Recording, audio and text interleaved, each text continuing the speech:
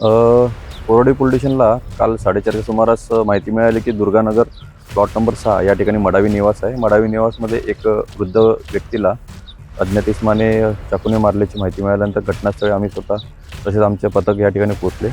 वरिष्ठ अधिकारी या ठिकाणी आले. घटनास्थळी मयताची पत्नी श्रीमती अनिता, त्याचे मुलगा श्रीकांत हे हजर होते. त्यांच्याकडे चौकशी केली असता त्यांनी सांगितलं की 4 जण घरात राहतात. मयत, त्यांचा मुलगा श्रीकांत, त्यांची पत्नी अनिता आणि सोनाली.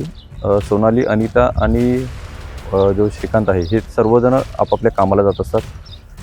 सकाळी 8 वाजल्यापासून ते 12:30-1 वाजेपर्यंत हे आपापल्या कामाला निघून जातात. त्याचप्रमाणे काल ते निघून गेले होते सर्वजण आणि मृतक हे घरी एकटेच होते.